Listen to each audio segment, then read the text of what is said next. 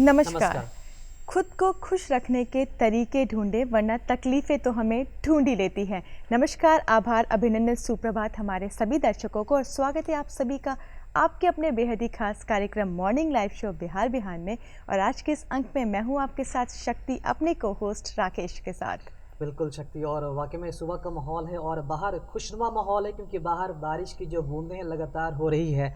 और मैं राकेश तहे दिल से आपका फिर से स्वागत करना चाहूँगा दूरदर्शन के बेहद ख़ास और हम सभी के लोकप्रिय कार्यक्रम बिहार बिहान में। और जैसा कि आपने सही कहा शक्ति कि खुश रहना हम सभी के लिए बहुत ज़रूरी है। जब तक खुश रहेंगे नहीं तब तक हमें सफलता नहीं मिलेगी। और किसी ने ये सही कहा है कि ज़िंदगी लंबी नहीं बल्कि बड़ी होनी चाहिए, और बड़ी तभी होगी जब हमारे ज़िंदगी में ढेरों सारी खुशियाँ होंगी। और किसी को कोई फ़र्क नहीं पड़ता कि आपके ज़िंदगी में कितनी सारी तकलीफ़ें हैं, आपको खुद फ़र्क पड़ना चाहिए कि ज़िंदगी में तकलीफ़ हो या खुशी, हमेशा मुस्कुराते रहिए। क्यों शक्ति? बिल्कुल सही कहा राकेश तुमने। और कहते हैं ना कि अगर जीवन में सफलता पाना है, सफलता हासिल करना है, तो सबसे पहले खुद को खुश रखना सीखें, क्योंकि जब हम खुश रहते हैं तब हम अपना पूरा ध्यान अपने कार्य में लगा पाते हैं और सफलता हमें ज़रूर मिलती है। इसीलिए खुश रहें, सच्ची लगन के साथ कड़ी मेहनत करें, सफलता आपको ज़रूर मिलेगी। आइए एक ऐसे ही बेहतरीन और उम्दा विचार के साथ, महात्मा गांधी द्वारा कहे एक ऐसे ही विचार के साथ आप आज के कार्यक्रम को आगे बढ़ाते हैं और देखते हैं आज का अनमोल वचन।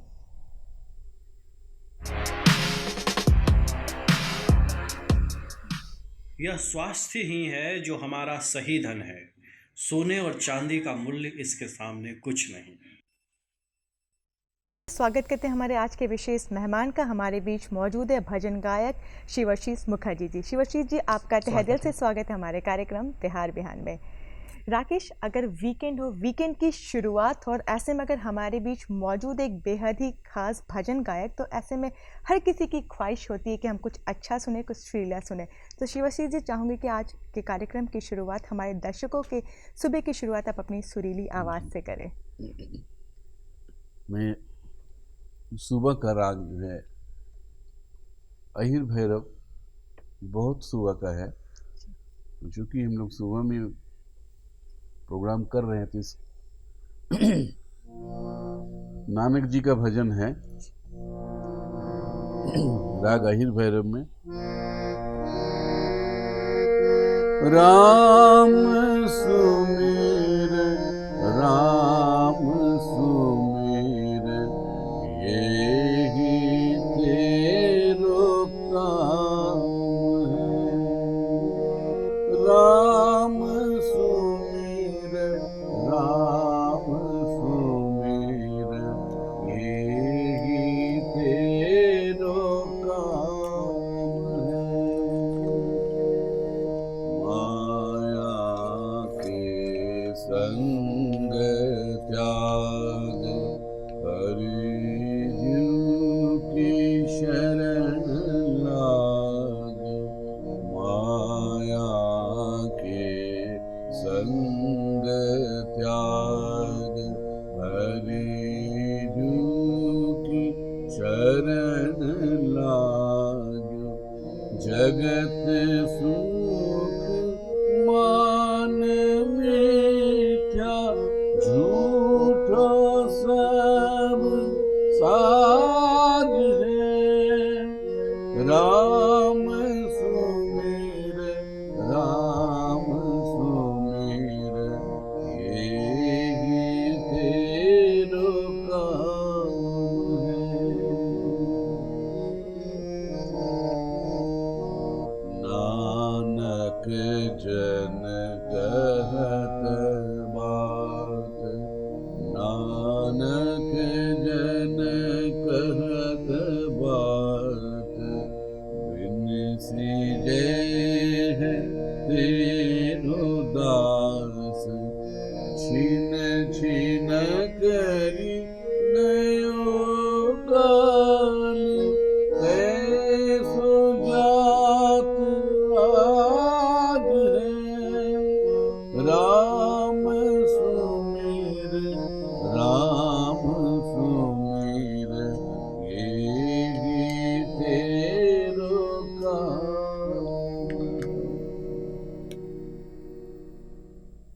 क्या बात है, बहुत ही खूब।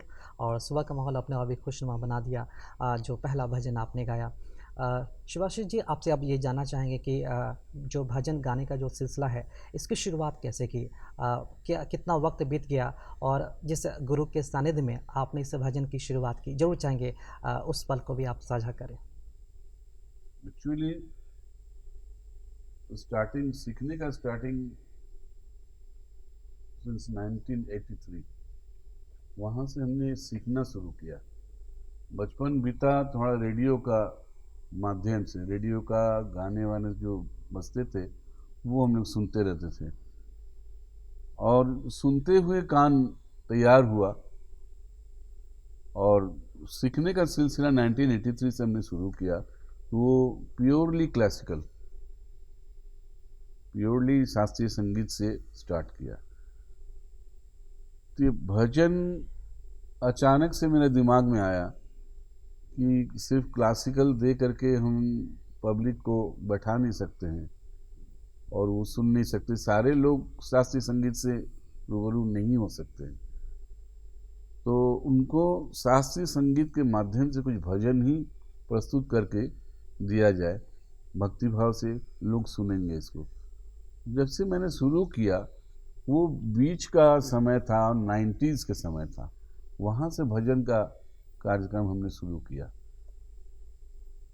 और सिलसिला चलते आया और कलेक्शन भी बहुत ज़्यादा मिल गया हमको। यहाँ से पटने से ऑल इंडिया रेडियो के जितने अच्छे अच्छे आर्टिस्ट अब रिटायर कर गए वो है नहीं, तो उन लोग से बहुत इंस्पिरेशन भी मिला हमको भजन गाने का।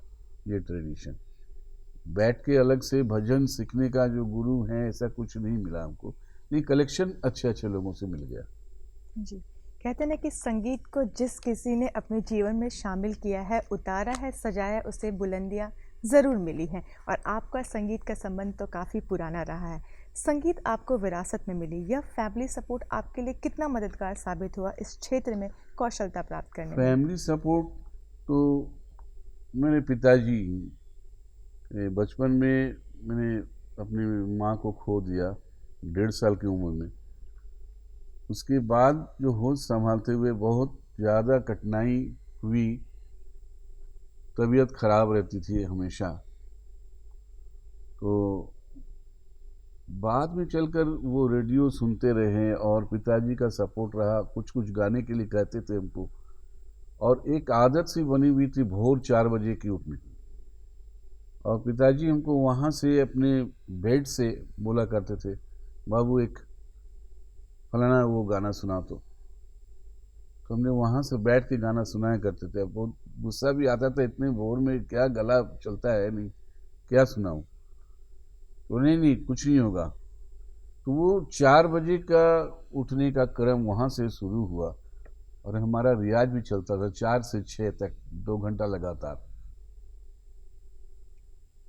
और फैमिली सपोर्ट, मेरे बड़े भैया भी थे, तो उस समय रेडियो वही बजाते थे, उन्हीं के हाथ में रहते। 8 बैंड की एक रेडियो थी और उस रेडियो से बिना खा गीतमाला अमीन साहनी जी का अभी भी कान में गूंजता है और केएल सहगल का गाना, पंकज मल्लिक का गाना, वो भी हम लोग सुन चुके हैं। अब नए दौर का भी गाना सुन रहे हैं।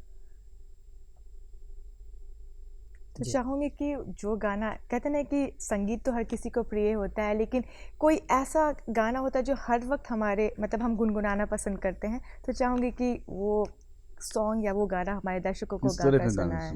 जी बिल्कुल, चूँकि आपने ये कहा था कि जब अब मतलब कि बचपन में किशोर कुमार के गानों को आपने सुनकर मतलब कि बहुत ही प्रभावित आपने बहुत प्रभावित किशोर कुमार के गाने सुनते सुनते ही बड़े हो गए। जी, तो जरूर वो उनके गाने आपके ध्यान में होंगे, तो हम चाहेंगे कि जरूर कुछ सुनाएं। ठीक है, थोड़ा सुना देता हूँ। बिल्कुल।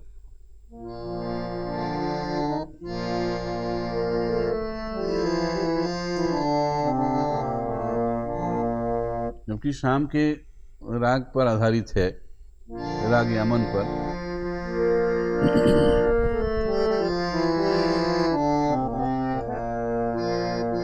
आपके अनुरोध पे मैं ये गीत सुनाता हूँ,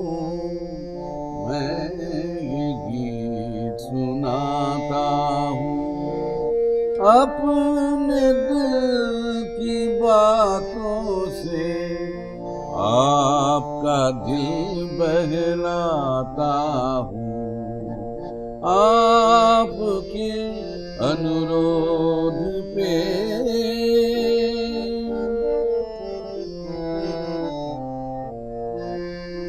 मत पूछो औरों के दुख में, ये प्रेम कभी क्यों रोता है।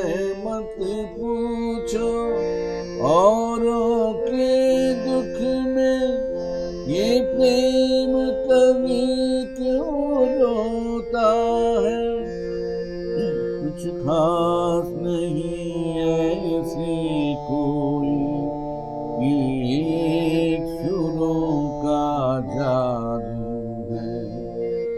कोयल की एक कूक से जबकि मन में धूल उड़ाता हूँ, आपके अनुरोध पे मैं ये गीत सुनाता हूँ, मैं ये गीत सुनाता हूँ। क्या बात है, बहुत ही बहुत ही इमोशनल टच मिला हमें इस बिल्कुल, बहुत गाने ही से। अच्छा लगा। और अब मुझे हम लोग को समझ में आ रहा है कि किशोर दा के जो गाने हैं आपको किस तरह प्रभावित किया, जिसके बाद आपने भजन में ही अपने जो अपना करियर है उसमें आपने चुना और जी, लोगों जी। को मंत्रमुग्ध करते नजर आ रहे हैं अपने गले और अपने सुरीले भजन के माध्यम से। सुभाषित जी, हम ये एक चीज़ जानना चाहेंगे कि अभी तक आपने जो भी भजनों की प्रस्तुति दी है, उसके संग्रहित जो भी संग्रहित भजन है आपके पास, जो कलेक्शन है आपके पास, उसके बारे में जानना चाहेंगे। किन किन कलेक्शन आपके पास रखे हुए हैं जो भजन है, और किन की प्रस्तुति देने में आपको ज़्यादा सुंदर लगती है? बहुत ज़्यादा प्रभावित हमको किया कबीरदास जी का भजन। उनका जो जीवन दर्शन है उसमें लिखा हुआ, कि मोटिवेशनल भी है पब्लिक के लिए, जनता के लिए। तो उसमें से फिर जुगल प्रिया जो नए कवि हैं उनके भी गाने अच्छे लगते हैं हमको। तो बहुत रेयर कलेक्शन है जुगल प्रिया जी को, है तो जरूर, शायद हमको नहीं मिल पाया। तो कबीरदास जी का सुनाए एक। बिल्कुल। बेशक, बिल्कुल। ऐसे गुरु पूर्णिमा है परसों 3 को, तो गुरु वंदना के हिसाब से कबीरदास जी का बहुत अच्छा भजन है।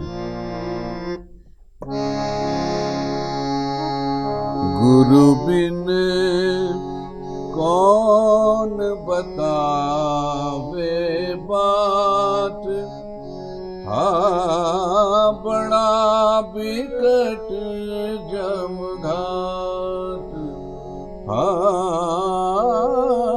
बड़ा बिकट जमघाट। गुरु बिन कौन बतावे बात, गुरु बिन कौन बतावे बात। भ्रांति की पहाड़ी नदियाँ बीच में, अहंकार की लाट, हाँ बड़ा बिकट जमघाट, बड़ा बिकट जमघाट। गुरु बिन कौन बतावे बात।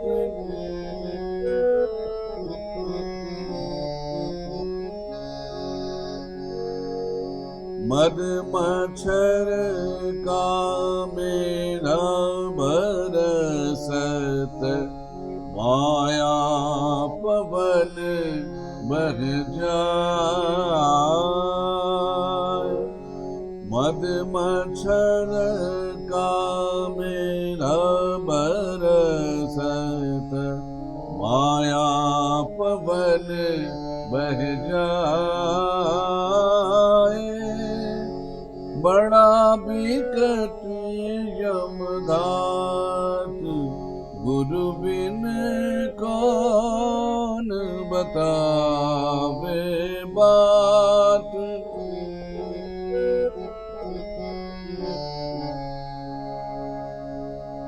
कहत कबीर सुनो भई साधो, कहत कबीर,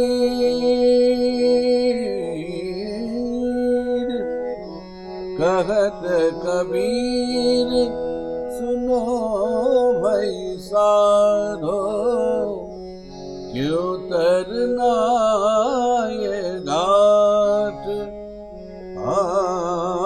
बड़ा बिकट जमघाट, गुरु बिन कौन बतावे बात।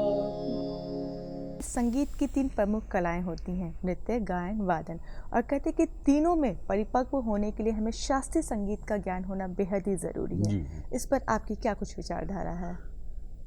बात है, पहले कोई भी सब्जेक्ट हम ले तो उसका ग्रामर जरूर देखते हैं। हिंदी हो, इंग्लिश हो या मैथ साइंस हो, उसका ग्रामर सबका होता है। तो उसमें ग्रामर जानने से उसकी बारीकी को पहचान पाते हैं। और संगीत का मामला है तो वहाँ मॉड्यूलेशन की आवश्यकता होती है कि इस शब्दों में कितना वेट देना है, और जाकर के उसका ग्रामर पूरा जानेंगे तो उसका बारीकी भी समझ पाएंगे।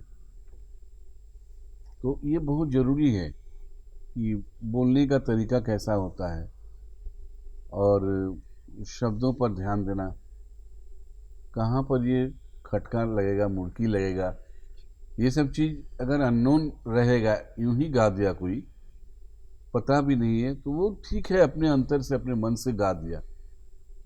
लेकिन उसको जानते हुए कि कहाँ खटका लगेगा, कहाँ मुड़की लगेगा, तो छोटा सा अब इंस्टेंस हम बताते हैं।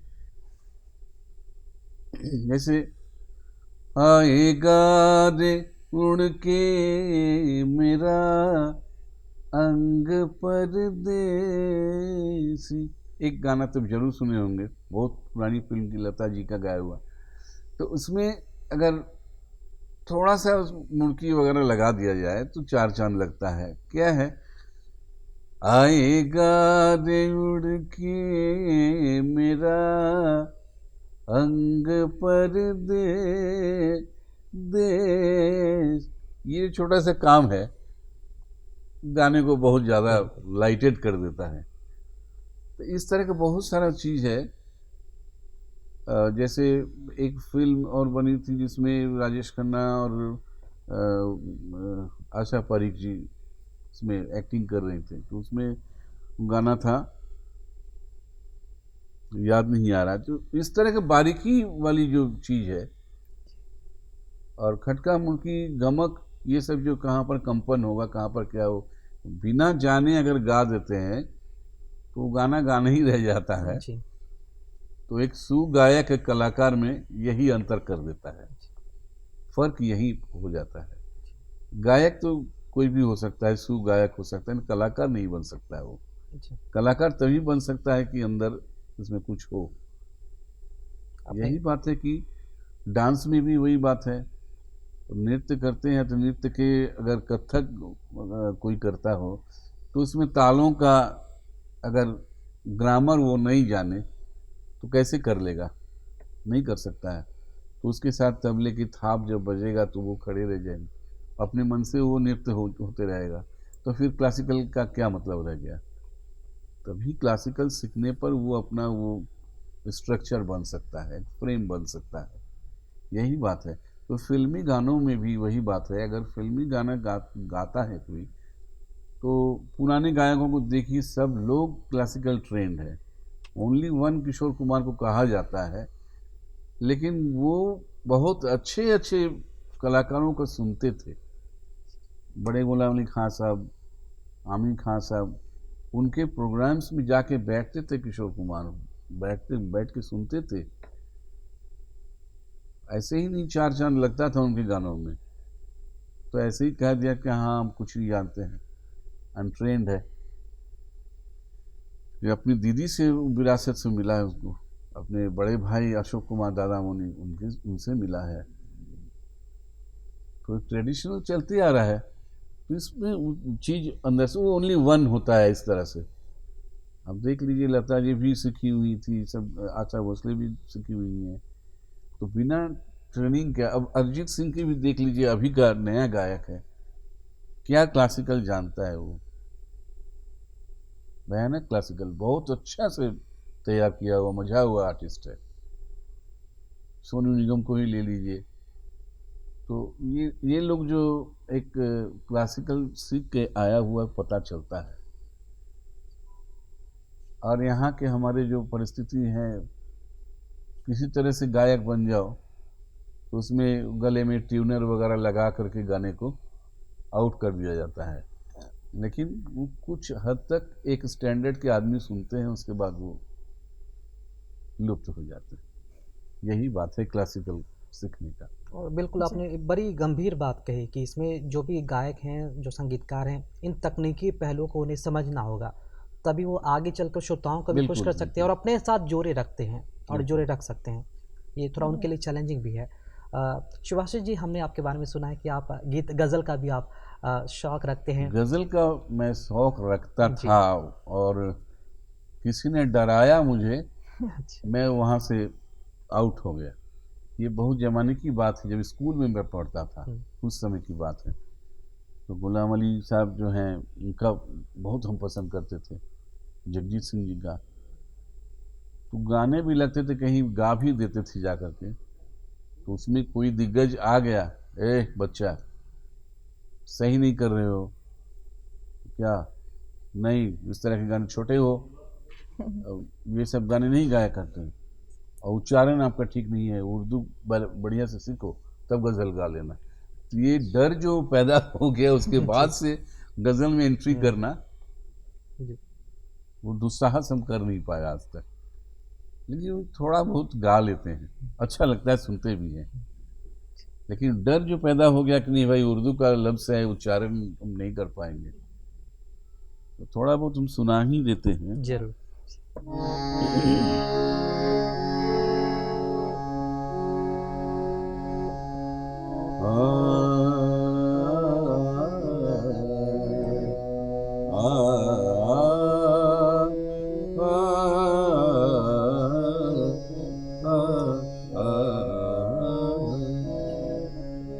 चुपके चुपके रात दिन आंसू बहाना याद है, चुपके चुपके रात दिन आंसू बहाना याद है, हमको अब तक आस की जमाना याद है, चुपके चुपके रात दिन आंसू बहाना याद है, चोरी चोरी हमसे तुम आकर मिले थे किस जगह, चोरी चोरी हमसे तुम आकर मिले थे जिस जगह, मुद्दती गुज़री पर वो ठिकाना याद है। राकेश, इनका ये गज़ल सुनने के बाद नहीं लगता कि इन्होंने बचपन के उस डर पे जीत हासिल कर ली है? बहुत ही सुंदर प्रस्तुति आपकी रही, बहुत ही बढ़िया। ये क्लासिकल का ही देन है। जी। उस समय जो गाते थे शायद हम इतना भी नहीं गा पाते होंगे, तब की बात याद नहीं है, लेकिन बड़ा अजीब लगता है कि इतना कठिन गाने को किस ढंग से हम लोग उस समय गाते थे, ताकि वो बुजुर्ग खड़े होके हमको डांट दिया, उसके बाद से हम डर गए। तो और कोई राह दिखाने वाला गज़ल की तरफ नहीं, मुड़ गए दूसरे तरफ।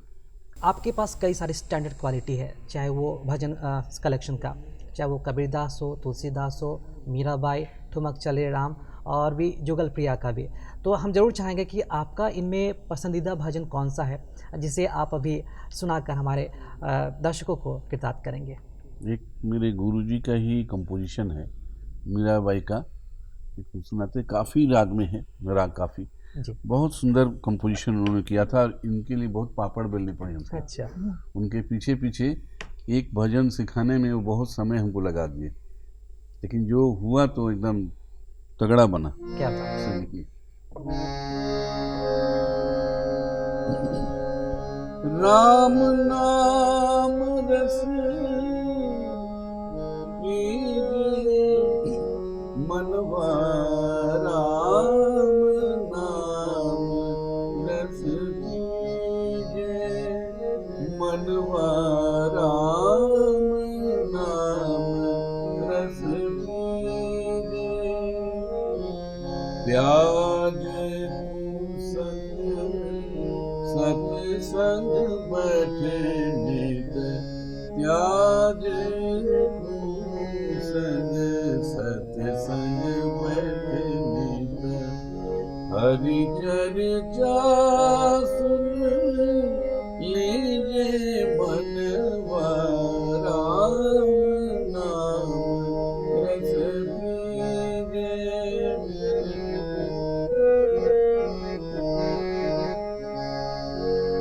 काम क्रोध मद लोभ मोह को बहा चित्त से दीजिए मनवा, राम नाम रस पीजिए मनवा, राम नाम रस पीजिए।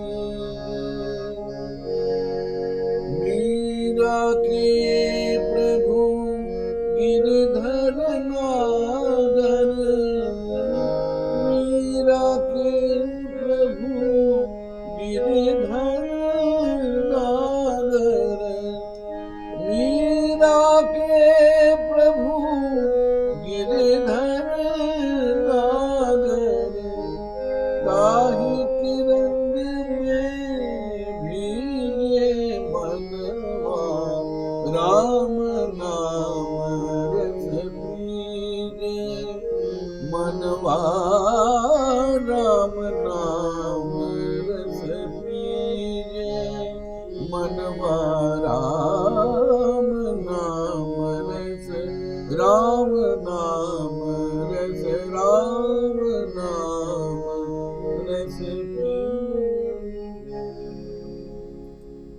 राकेश, क्या बात। आज नहीं लगता कि हमारे गेस्ट ने आज की सुबह को अपनी सुरीली आवाज़ से पूरा खुशनुमा कर दिया है। शिवाशीष जी, आपसे एक बात जानना चाहूँगी। जैसा कि कहते हैं कि एक अच्छे गायन के लिए रियाज बहुत ज़रूरी है। जी। अगर आपकी बात करें तो अपने इस हुनर को निखारने के लिए आपके द्वारा क्या कुछ प्रयास किए जाते हैं? आप कितना समय रियाज को देते हैं, या किन किन बातों का खास ख्याल रखना पड़ता है एक अच्छे गायन के लिए? जिस समय हम लोग सीखते थे तो पहले भी हम बता चुके हैं कि वो सुबह उठने का एक आदत बना हुआ था। 3:30 बजे उठते, उसके बाद अपना काम किया समाप्त करके अपन बैठते थे। 4 से 6 कहाँ कैसे चला गया याद नहीं आता था। ओम का उच्चारण से लेकर के सा कैसे बोला जाता है उस पर ध्यान देते हुए कम से कम 1 घंटा 2 घंटा चला गया, पता ही नहीं चला। उसके बाद फिर बीच में समय होता था, उसमें ग्रेजुएशन कर रहे हैं या ग्रेजुएशन समाप्त हो गया, इस एक टाइम था, तो उसमें काफ़ी समय हमको मिलता था। टाइप शॉर्ट हैंड से लेकर के नौकरी की तलाश से लेकर के बहुत कुछ करना पड़ रहा था। तो एक बीच में भी एक समय निकाल लेते थे 2 घंटे, और अब 2 घंटे रात 6 घंटा लगातार नहीं, पार्ट वाइज हम 6 घंटा रियाज करते थे। अब तो सब कुछ संगीत ही है, खाने पीने से लेकर के काम काज से लेकर के नौकरी चाकरी सभी यही है। तो सोच सकते कि पूरा दिन ही रियाज हो रहा है। क्या बात। जी। इवन हम लोग घर में भी अपना सारे लोग संगीत से हैं, तो पानी भी किसी से मांग लेते हैं तो वो संगीत में हो जाता है। क्या बात। मजाक मजाक में वो गाने से ही कुछ बुला लिया, तो घर का माहौल अजीब तरीके से सजता होगा संगीत सजता- के माध्यम से। कुछ भी बोल जाते हैं तो पागलों की तरह हम लोग जी वो कुछ बोल जाते हैं, तो गाने में बोल जाते हैं। जी। शिवाशी जी, चूंकि समय का अभाव है, लेकिन हम चलते चलते जरूर सुनना चाहेंगे कि आखिरी प्रस्तुति आप क्या देना चाहेंगे हमारे दर्शकों को, क्या आगे सुनाना चाहेंगे आप? एक भजन से ही, कबीरदास के भजन से ही बिल्कुल। एंड करते हैं।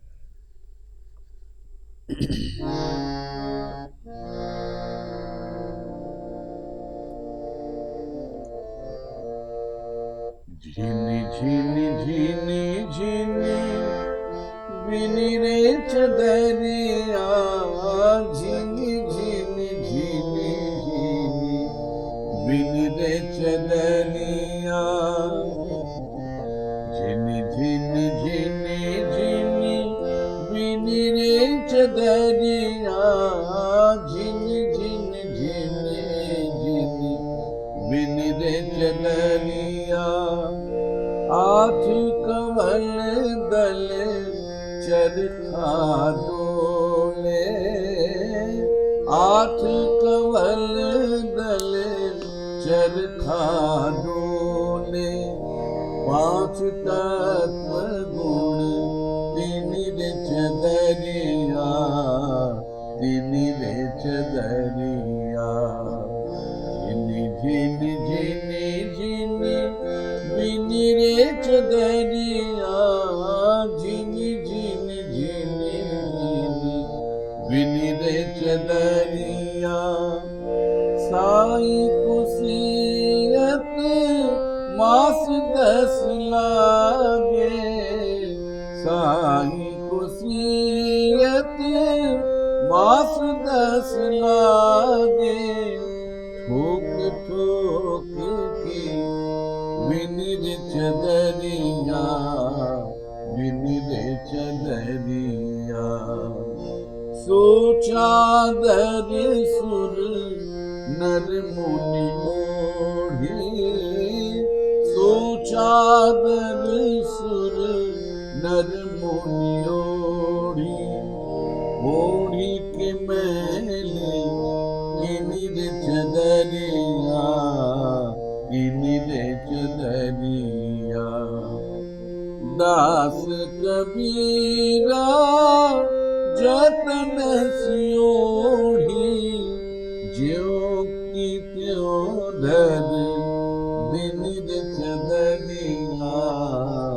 बिनी रे चदरिया, झिनी झिनी झिनी झिनी बिनी रे चदरिया, झिनी झिनी झिनी बिनी रे चदरिया, बिनी रे चदरिया, बिनी रे चदरिया। बहुत क्या ही बात है। सुंदर, बहुत ही अच्छा आपने गाया, बहुत ही अच्छी तरीके से। शिवश्री जी, आप यहाँ पर आए, अपना कीमती समय हमें दिया और हमारे दर्शकों को इतना अच्छा गाकर सुनाया, इतना अच्छा भजन सुनाया, उसके लिए आपका तहे दिल से धन्यवाद। बहुत बहुत बहुत शुक्रिया। बहुत धन्यवाद आप सबको। बिल्कुल, हम बहुत इंटरटेन हुए और हम उम्मीद करते हैं कि हमारे जो भी श्रोतागण हैं, जो भी दर्शकगण हैं, वो भी काफ़ी इंटरटेन हुए होंगे इस कार्यक्रम के माध्यम से।